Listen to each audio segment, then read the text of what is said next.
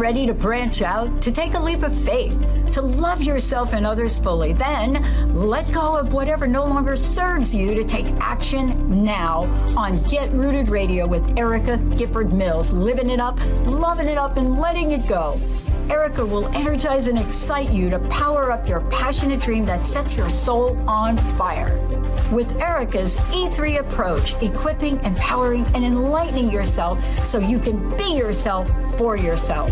Get ready and get rooted to live a life without regrets, without what ifs, without should haves, and especially without empty feelings from a life unexplored.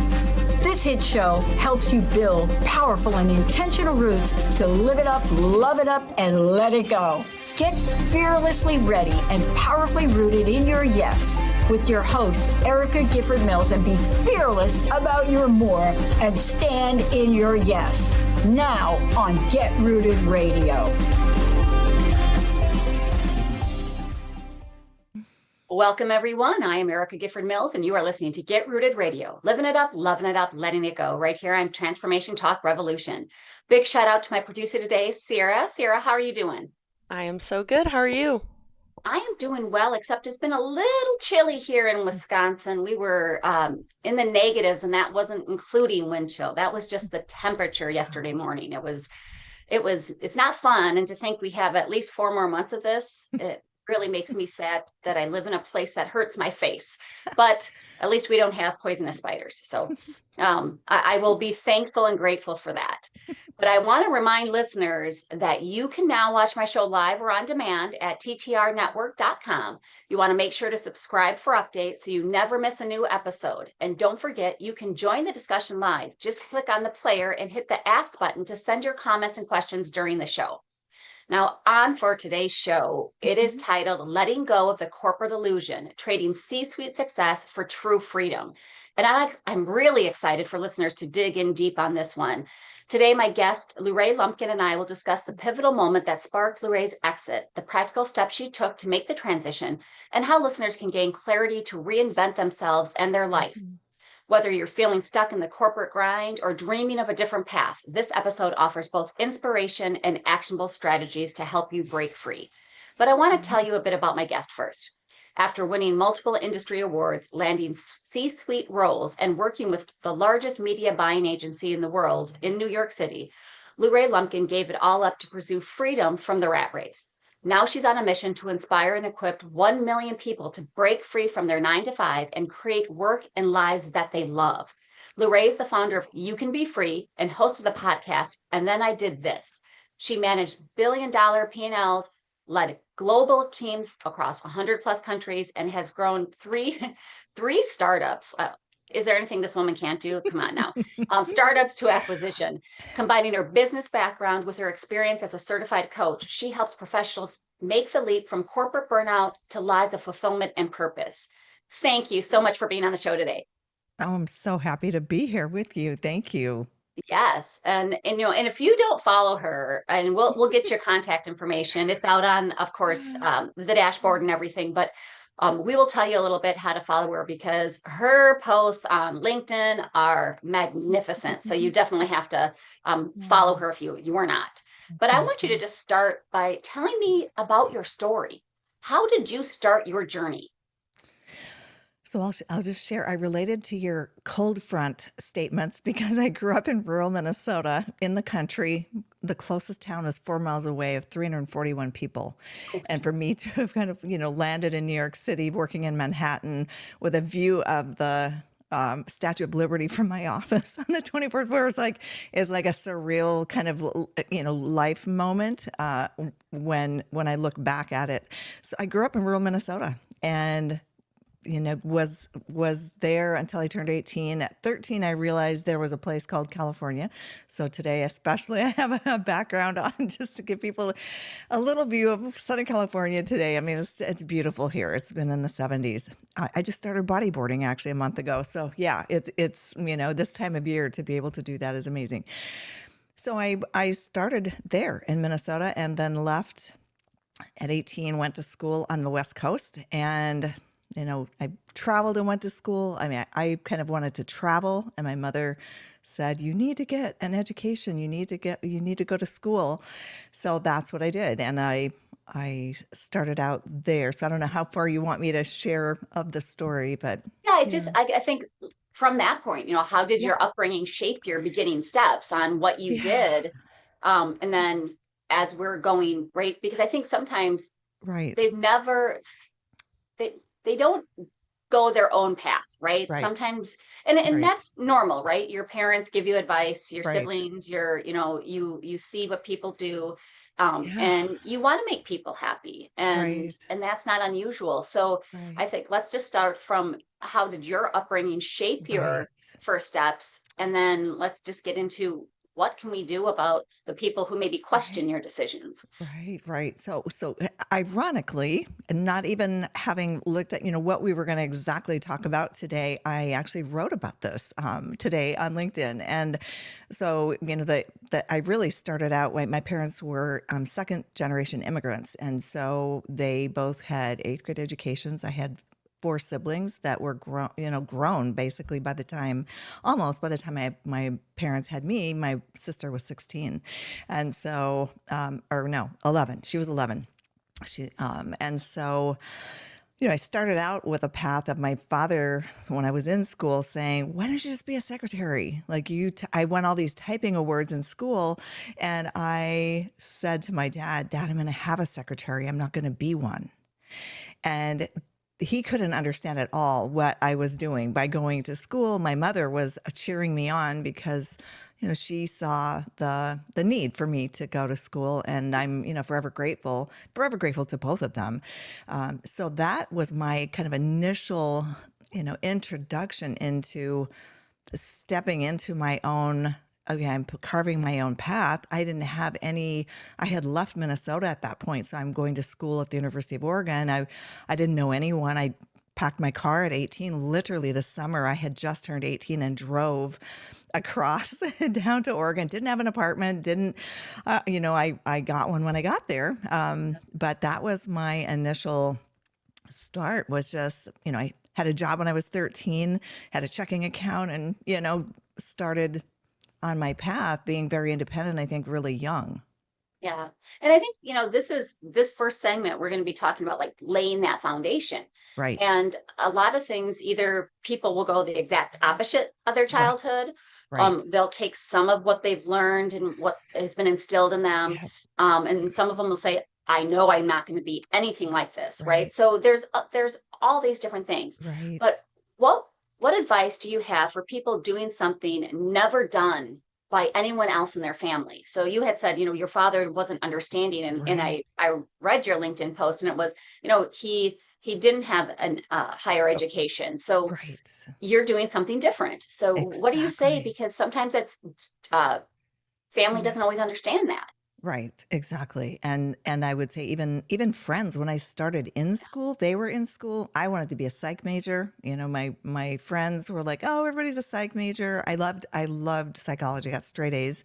And then I was, decided, okay, consumer behavior. That's something kind of like why people do what they do, how they think. But I would say I had to be really true to myself. I remember saying to my father at one point, Dad, one day I'm going to be making, I don't know, it could have been 50,000 a year, whatever the number was. And I said, I'm going to be making that amount a year. And I remember in their living room at the point that I had surpassed that number, but my dad understood money. And so that was, a point where like the respect, I mean, my parents, respected what I did so much because I was the VP of marketing then. Before they had passed on, both of them, I had surpassed any goal I'd given myself when I graduated from college. So I just stayed true to myself and didn't let other people really influence me. Looking back, I'm like really proud of myself that I was that strong. I'm a Leo, so I'm, was born in July. So yay for Leos. Fellow Leo. Oh, you bet. and yeah, so Yeah. Well, because we get a lot of naysayers, either questioning your right. path or questioning your vision. I mean, I still Exactly. have that today. I just graduated with my another master's in military Love psychology, it. and people Love were it. like, "Well, why are you going to school?" Right. Well, I love to learn, and this one was very personal to me, but it Yes. was they were like, "Why? Like, Right. you're 52 years old. Why? Right. And I'm like, Right. well, because I want to, because. Ex- exactly. And so you do sometimes have naysayers questioning your Right. path. So what do you say to them? Right? Because I know it's easier said than done when we say, I'm not going to worry about what anybody else Right. says. Right. Um, and sometimes it's hard to do. Right.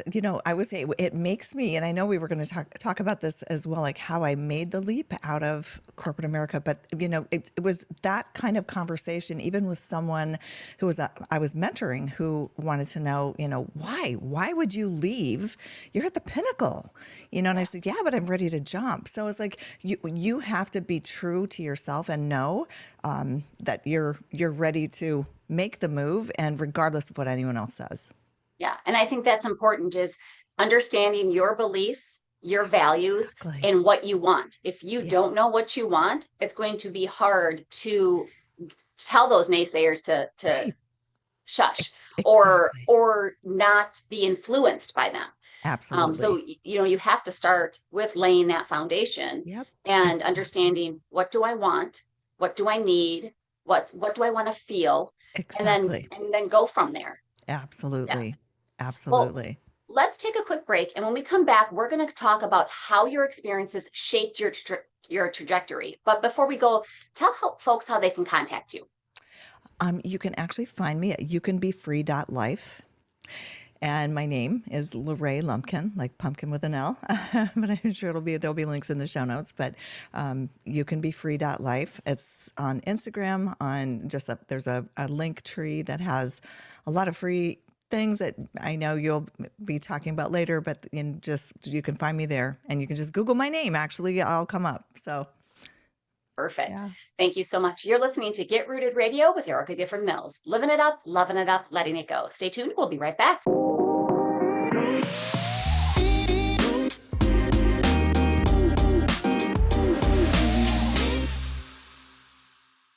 Welcome back to Get Rooted Radio with Erica Gifford Mills. Living it up, loving it up, letting it go. If you missed any portion of today's episode, you can catch it on getrootedradio.com. Don't forget to subscribe online to receive the latest news, events, specials, and words of encouragement. Go to getrootedradio.com. Welcome back to my guest, LuRae Lumpkin. Thank you so much for being on the show today. Yes, thank you. Thank you so much.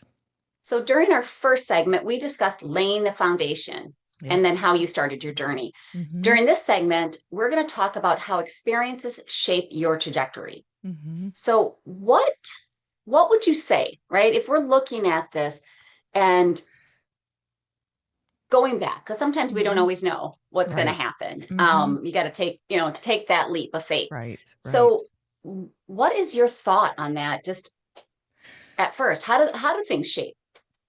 Well, it's interesting because when I just thought back to one of the conversations I had with my mom when I was a senior, I was just about to graduate, and I then was getting a degree in advertising from the School of Journalism at the University of Oregon. And I remember saying to her, Mom, I think I want to move to New York and work for a magazine or an ad agency. And this is one of those times where I allowed myself to get swayed. So she said, oh, but that's so far away. At that point, they had moved. My parents had moved also. So they were now living on the West Coast. And so I wound up not doing it. And then wound up meeting, my children's father then, he's no longer living. But I met him then, like a month later. But I ultimately was meant to go to New York. So, fast forward 20 plus years later, and I wound up trekking over to Manhattan. So yeah, those early experiences, I will say, can set you on a path. I mean, and I had great career opportunities. I started then when I met the children's father. He was in school. He was becoming a chiropractor. And so I went to work for the phone company as a service rep and was a part-time temporary employee with a bachelor's in advertising, the School of Journalism. But then I did such a great job. I didn't know it was a sales position, but it was a sales position. And so it was like with the Bell system. And literally within a year, and I want to say, was it a little over a year, I was offered a permanent full-time position and a year later offered to relocate me up to Seattle, which they'd never done before, to an entry-level employee into a management role. And so that was definitely like a pivotal moment. And so I was moved to Seattle, and then we moved there. We're there 2.5 years. Then the corporate headquarters was located in Phoenix, and I'd always wanted to be in new product development. I just had an interest in new product development. So I was then relocated again down to Phoenix to their headquarters. They located the headquarters for Mountain Bell, Pacific Northwest Bell, and one of the other bells. We located in Phoenix as the headquarters. So that was one of the first 16 years of my career. And then I became the VP of marketing 2 years before I said, enough. I don't want to get siloed in telecom. Well, and I think you definitely have defining moments. And I think we all have some of those defining moments, and some of them might not be great, right? Some of them might be things that happen to us that throw us, for a loop, but they are defining moments that then shift on where we go. And we can be grateful for those moments, even if they weren't good. Right. But what did it take for you to finally make that decision to break free? Oh, I had gone in and out of corporate roles. I was in, once I left that role with the phone company. So I was the VP of marketing for the small business division. And once I got there, I realized this isn't at all what I thought it was going to be. It's not really what I want to be doing. And so, so I made the decision to leave, and I went in and out. So I partnered then with an ad agency that I had done business with, and then wound up, my first client was in San Francisco. So I was commuting from being, and I was a single mom by then. So I had, two young daughters, and I'm commuting from Phoenix to San Francisco. And that is not a short commute. No. And so, so I did that for, it was about 2 years. And then I just felt like I'd lost myself. I'd lost connections with my daughters. And I just made the decision, I'm not going to do this. And so I left. So I've gone in and out. So I know, which is why I think I'm at least a help to people, because I've walked it multiple times. So I wound up going into my own business then. Then I was recruited by someone else who had worked with the phone company. They referred me to a company that then ultimately kind of recruited me, and I went in and worked. So I went back and forth in and out of corporate roles. I ultimately then wound up, being recruited to move to New York, and I helped recruit and onboard Dell computers from one agency to another. So my first day on the job was down at Dell's headquarters in Austin in Round Rock. And, so I went back and forth even with that agency. I was there for 3 years and was, promoted up there with, senior partner, head of search and social, and wanted to get back to the West Coast because my daughters were then older, and I have a granddaughter, so wanted to be closer. So I ultimately went back, and then I helped that agency. Actually, I left New York to go to an agency in San Diego and help them grow to acquisition, and that was like a good old boy experience with that last agency. So I'm like, no, I'm not staying after this acquisition. I already had my move lined up. I had the move money. I had the start date, and I went back to New York. But I was at that point so done. I had become a life coach. I became a coach. I've not used that skill other than the knowledge that I gained from it, but from the New York Open Center. And so I remember going back when I moved back to New York. My oldest daughter had said to me, because I was kind of, unsure. By the time I called her, my furniture hadn't arrived. I was mid-move, and she's like, "Mom, you made the same decision thinking it was going to be a different outcome," which is so true. And so I knew, I think a few months into it that, it was like, I just can't do this anymore. And so I ultimately, my soul was crying out to not be doing it. So I ultimately wound up getting a cut on my hand in the gym. And I just kept working out. Like, I'm just going to keep going and lick my thumb, wiped it on my yoga pants. And it turned into a staph infection that went through my body. So I had to have like drip IV, it was traveling up my arm. So I'm working anyway, but then I was like, I need to go to urgent care. And they sent me to the ER. And then and luckily I was in a building where there was a rheumatologist on the ground level of the co-op building I was in. And so, yeah, I went out on short-term disability. Oh, And wow. it was like that kind of a wake-up call that I remember thinking, walking from the bathroom back to my office one day before I'd gotten sick, and I had the thought and that crossed my mind. It was like, when is my sentence going to be up? Because Yeah. nothing lasts forever. Like, I'm not going to have to do this forever. And I had a great role. I mean, I was making multiple six figures and, had a team at that point, I had a global team. I had, a team across the country, but it was so empty. It was soulless work, Yeah. And unfortunately, sometimes that's what it takes Yeah, to wake up, right? exactly.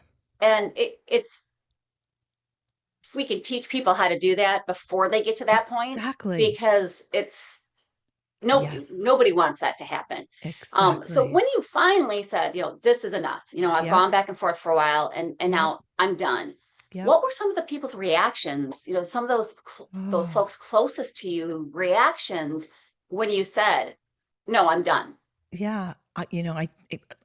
Like I had touched on a little bit earlier that one of the people I had mentored, I'd hired him at two different agencies. So I had brought him in, and I literally had lunch with him and let him know I was going to be leaving. And, people were, I was just surprised because I reported to the CEO.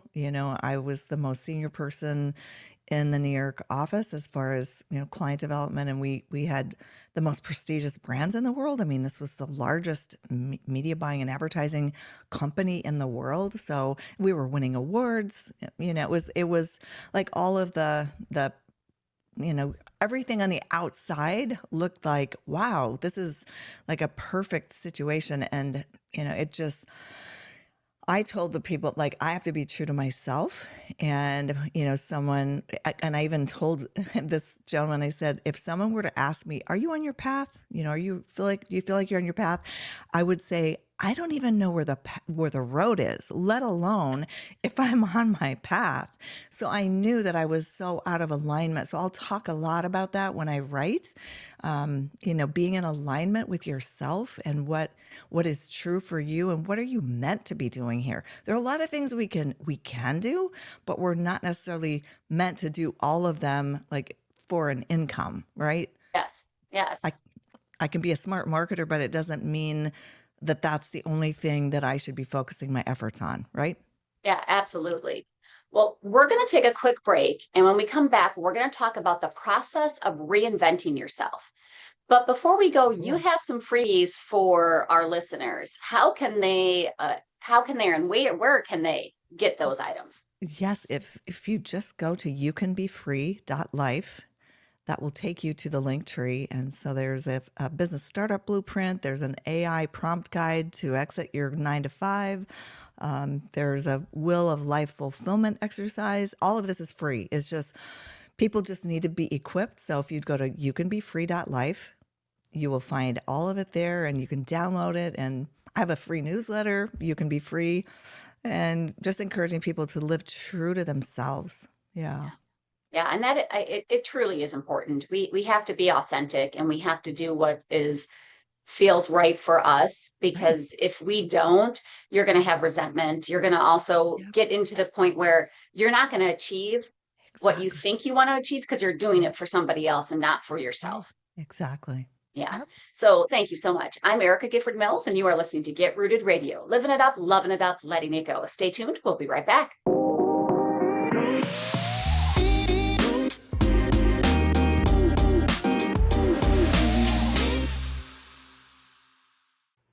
We're back on Get Rooted Radio with Erica Gifford Mills, living it up, loving it up, letting it go. Don't forget to visit getrootedradio.com to listen to a replay of this episode, sign up for helpful tips, and learn about upcoming events. That's getrootedradio.com. Welcome back to my guest, LuRae Lumpkin. Thank you so much for being on the show today. Yes. Thank you. So during the last segments, we've discussed laying the foundation Mhm. and how experiences shape your trajectory. And during Mhm. this segment, we're going to discuss the process of reinventing yourself. So share a little bit about the steps you took to create that new path for yourself. Right. Yes. It almost ties back to when I first started out in my path of, you know, I would say enlightenment, my path of starting out, getting my degree and down on that journey, I wanted to be a psych major, I thought. And then got influenced by friends who said, oh, everybody's a psych major. Should basically pick something else. And so then I researched other courses that were related. I was like, oh, consumer behavior. So, went down that path, but I still had a keen interest in I guess psychology and, people. And I've always loved people. Like I just, love people. And so wound up, my boss in New York actually told me about the New York Open Center. He said, I think you would love this place. And he said, you should check it out. So I looked and they had an open house for their coaching for transformation program. So mind you, I'm working as a managing director during the week. So that, that was, I say, had teams of people beneath me, but I remember on a Friday, caught a cab, the last minute got there. And this was the open house prior to the coaching for transformation course being launched. And I got paired with one of the co-founders, and it was an icebreaker as I got there. And the question was, if you could do anything with your life, what would you do and why? And I couldn't even answer the question. My response was, how long do you continue doing something that's sedating your soul? And tears were literally running down my cheeks. And so I knew that night, I sat through the rest of that was just the very beginning of the event. And I knew before I left there that I needed to do this. Like, there was no question that I needed to do it. And ironically, my youngest daughter had a baby at 16. And so she was now 18. She was with me originally in New York. I tried to move cross country back with the agency to LA. And then 3 months later, my boss said, oh, good news, bad news. What do you want first? Said, I'll take the good news. Good news, you have a job. Bad news, it's back in New York. And my daughter said, Mom, I can't go back. I just can't. So I was paying for their living expenses while, so another apartment, a car, food, childcare, and then myself in New York, so Yeah. I had to get creative. It's like, okay, it was like a $6,000 program. This is back in 2010. And, so I just thought there's no other option. I'm meant to do this. So that was one of the things that I did to, go on that path of getting a grounding of different information, more in alignment with my passion of helping people, I think. I had really high retention rates when I was a managing director. I had the HR come to me and say, what are you doing? And I'm like, oh, well, we implemented De-Stress Fridays and we have optional meditation on Friday afternoons. And I let people work from home now and then. This is before COVID. So, Right. working from home. Before the work from home was Yes. just the norm. Yeah. Yeah, but I listened to the people, right? So I think all of the leadership experiences that I had, I used to have, like, at the beginning of the year, going into the new year, I would have all the employees fill out something saying, what are you most proud of from last year? What would this new year look like? What would success look like for you? So I took the coaching principles that I learned. I would ask them, what are you most interested in terms of recognition? Is more money, time off, or being recognized in front of your peers? Like, rank those for me so I know what's important to you. So I had I had I've actually had 3 of the people that used to work for me on my teams on my podcast, because they've all broken free too and are doing their own. One is a chief play officer, which I think is the coolest role That ever. is a fun term. I like that. Right? So really just taking it. I went through the Landmark Forum, even though I was, going to work as a head of global media. I would just schedule myself. I went to Wisdom 2.0. Like, I was very interested in kind of esoteric wisdom and mindfulness. And my first business when I left, was mindfulbusiness.guru. I have a funny story. I don't know if we'll have time for it, but when I left the ad agency, I actually volunteered. Well, this is part of my story. I volunteered at Adweek because I thought this would be a good, that's the advertising premier event. It's in New York City. And I volunteered because I'm going to give back. And so the last day of my time there helping, someone approached me asking where their session was. And I said, well, what's your session? And he showed me his phone. And I was like, okay, what's over in the Times Center main stage? And he said, well, what do you do? And I said, actually, I just left my ad exec role to bring more mindful leadership into the world. And he had a British accent. He said, I could probably use your help. And so he said, I can't believe we just finished the global summit and all of the countries came together. I had no idea what he was talking about at that given time. He was a senior communications director for the United Nations. And the next thing I knew, I was invited to, he handed his card to me and he said, give me a couple of weeks because I need some rest, because all 194 countries had come to the UN and they'd all agreed on the global goals, right? The SDGs.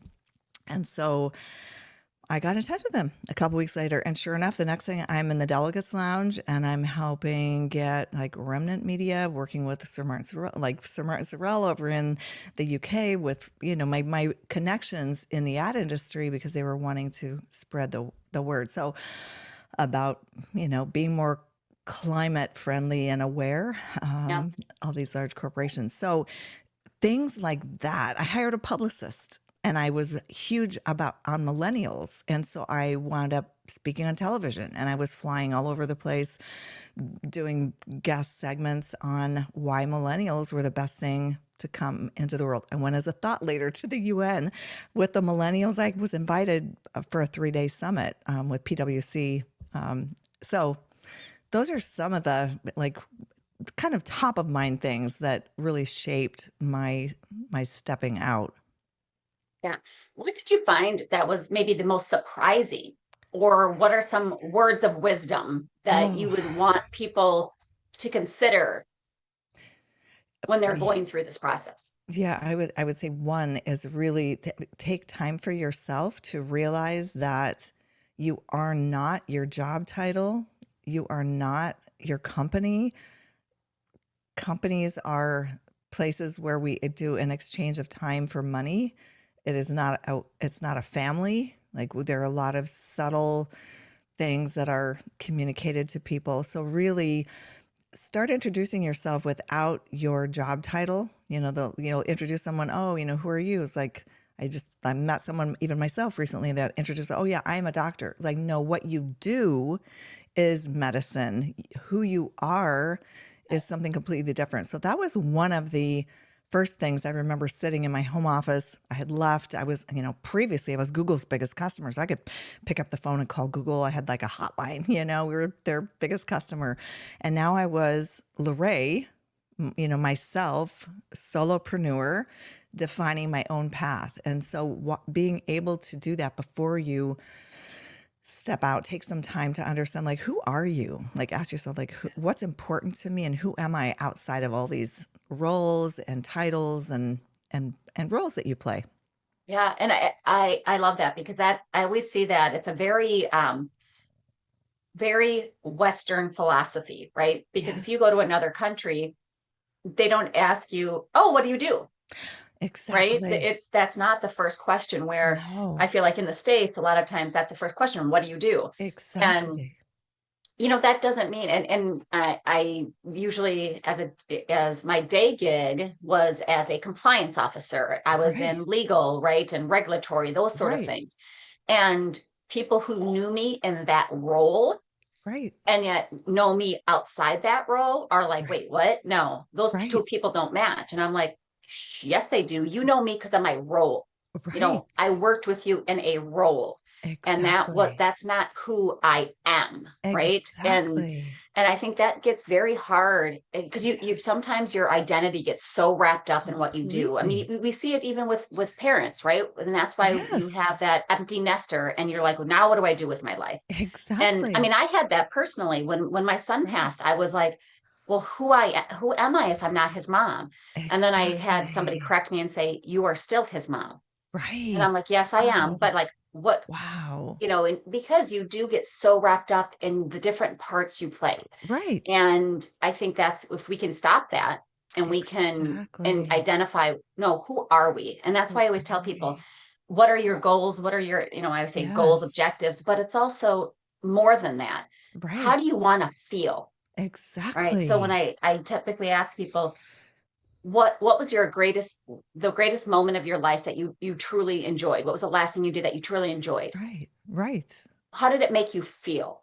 Right. Well, those sort of things, because that's Absolutely. how we want to live our lives. We want that joy. We want that Yeah. fulfillment. So what can Absolutely. we do to get that? And, when we think about it and you're in a 9 to 5 job, or Yes. 11 to 7 job, right? I'm not trying to, Right. um, you pick up those hours and you realize I spend more time with these people than I do Right. with my family. Right. And Absolutely.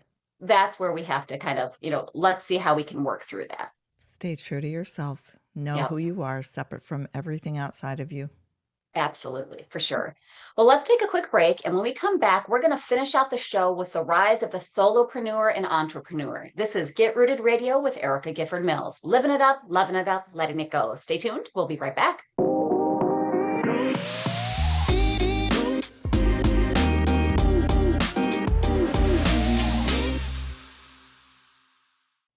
Welcome back to Get Rooted Radio with Erica Gifford Mills. Living it up, loving it up, letting it go. If you missed any of the information during the last segments, go to getrootedradio.com to listen to the replay. Don't forget to subscribe, sign up for tips and special events, and pricing for upcoming coaching sessions at getrootedradio.com. Welcome back to my guest, LuRae Lumpkin. Thank you so much for being on the show today. Yes. Thank you for having me. Well, tell folks how they can connect with you and learn more about what you do, what you have to offer, and some amazing things that you're doing. Yeah, so I'm all about inspiring people to live their best life and to be true to themselves. So the first place is really youcanbefree.life. Just go to that web address.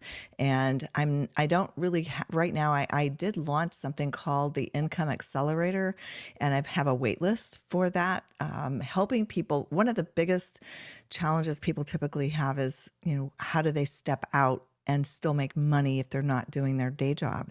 And so the Income Accelerator, I literally took what I did on LinkedIn to get my initial clients, which I'm still working with 6 years later, ironically, and how you can use LinkedIn as a matchmaker. So you can be free.life is the best way. I am not doing anything necessarily one-on-one with people. I have met with a couple folks, a few people who just wanted to talk and, schedule a half hour, just, which I was happy to do. And I'm happy to do that to give back and help people. Yeah. Awesome. Well, during the last segments, we discussed laying the foundation, how our experiences shape our future, and the process of reinventing ourselves. During this last segment, we're going to discuss the rise of the solopreneur and entrepreneur. Mm-hmm.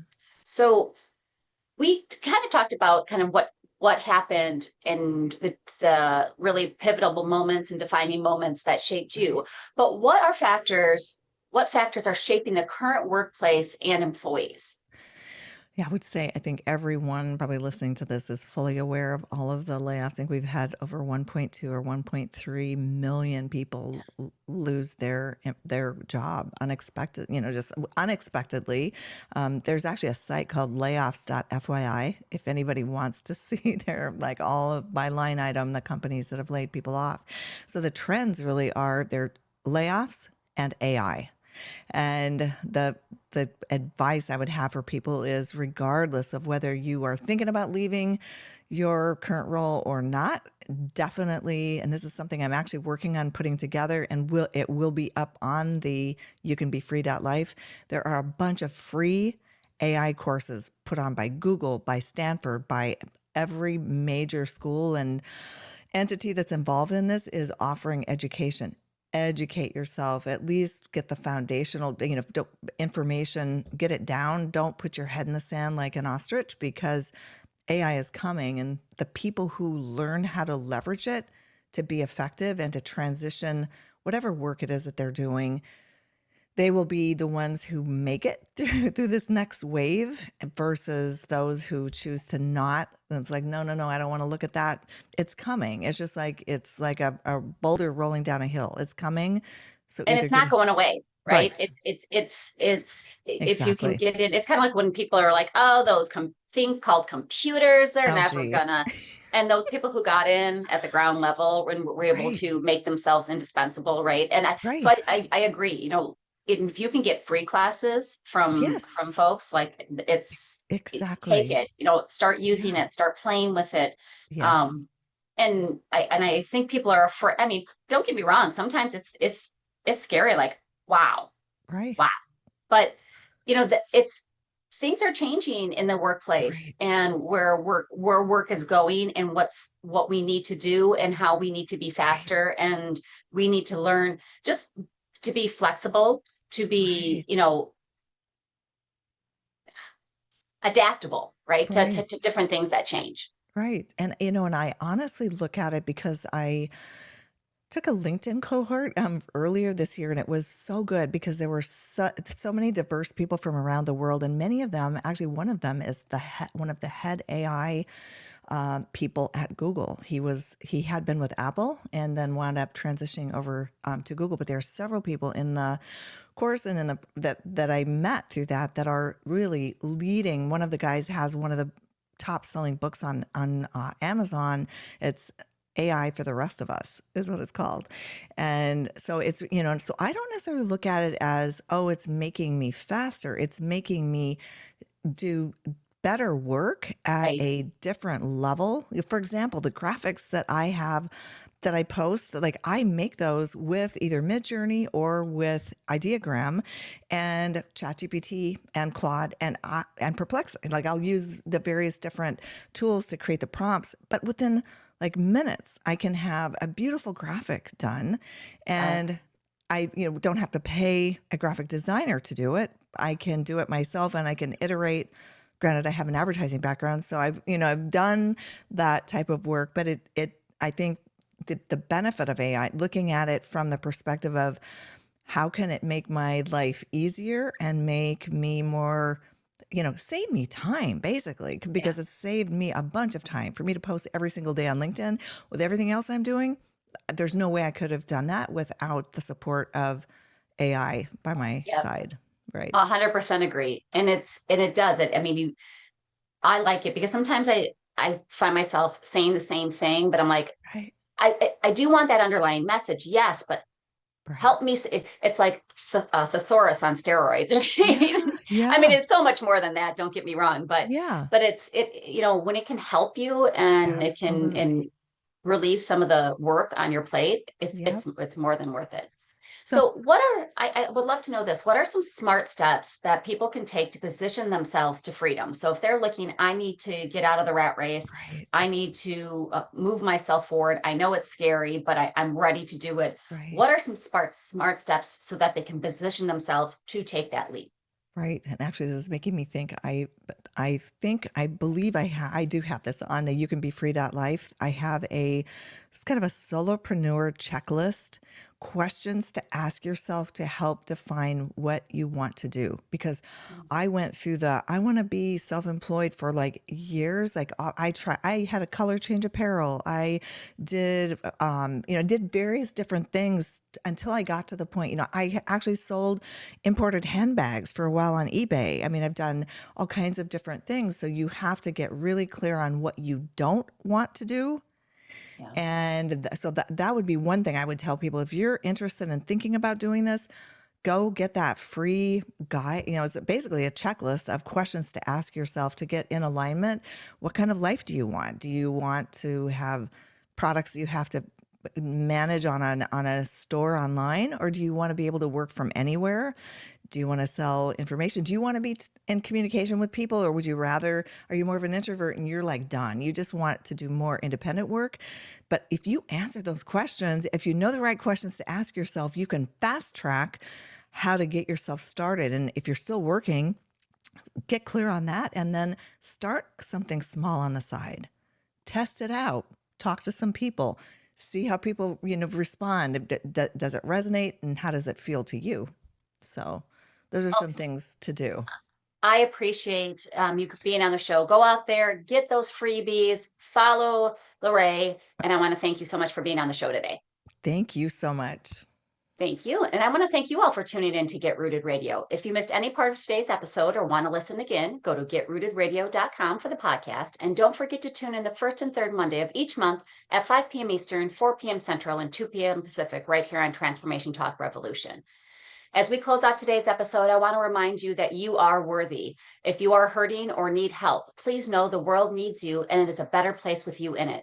Don't let the hard days win. Reach out for assistance. You can call or text or chat 988 Suicide and Crisis Lifeline or text HOME, HOME, to 741-741. Both are available free 24 hours a day, 7 days a week.